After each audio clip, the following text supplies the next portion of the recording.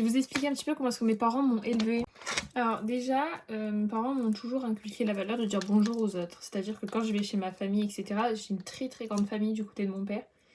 À chaque fois qu'on arrivait dans la famille, il fallait toujours que je fasse la bise. Dès mon plus jeune âge, enfin même que je dise bonjour, etc. Et ça me choque parce qu'en fait, moi, on me l'a toujours inculqué. Et quand je regarde d'autres enfants qui me passent devant et tout, etc., alors que les parents me disent bonjour, tout, etc., et que l'enfant, il te regarde et même pas il te dit bonjour, je sais pas, je trouve ça bizarre. Pour moi, c'est... Je sais pas si on a tous été élevés comme ça, mais moi, en tout cas, je veux dire, on m'a élevé. Tu vois quelqu'un que tu connais, tu lui dis bonjour, enfin... Même quand je vois des enfants qui viennent pas te dire bonjour... Ensuite, quand on me disait non, je savais que c'était non. Enfin...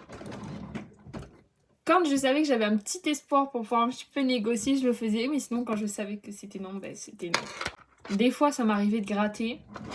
Mais quand je vois que ça cédait pas, ben c'est non. Je veux dire, je crois pas... Enfin, ma mère me le dira quand elle regardera ma vidéo. Je crois pas que j'étais le genre de gosse vraiment chiante, quoi. À toujours dire non, mais en fait, j'ai envie de faire ça, c'est tu me le fais en fait. Vous voyez ce que je veux dire? Je pense vraiment pas que j'étais ce genre de gosse. On m'a aussi toujours dit que j'étais une enfant très calme, c'est-à-dire que je pleurais jamais en public, que j'ai jamais vraiment fait de caprice, même pas du tout, je crois pas. Donc ça, c'est ce que j'inculquerai aussi à mes enfants, c'est que tu fais pas de caprice en public. Je veux dire, on est dans un centre commercial ou quoi, tu veux un jouet, je te dis non. Tu vas pas commencer à me taper un caprice en train de pleurer et de taper par terre en plein milieu du magasin. Du moment que je ne terminais pas mes devoirs, je ne pouvais pas les jouer.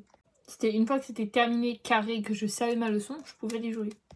Aussi, à l'âge de 5-6 ans, je crois, je savais faire mon lit.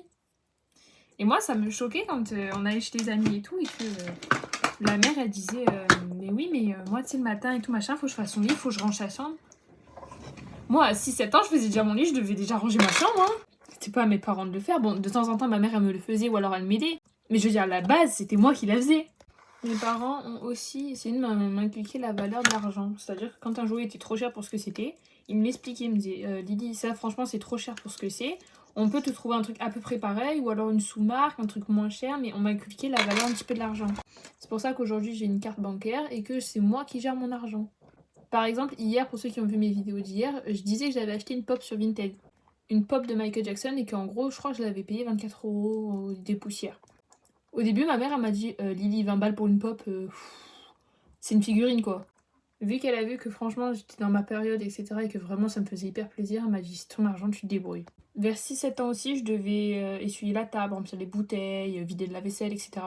Dites-moi si vous aussi vous avez eu à peu près les mêmes règles que moi en grandissant ou si c'était vraiment tout l'inverse. Bisous!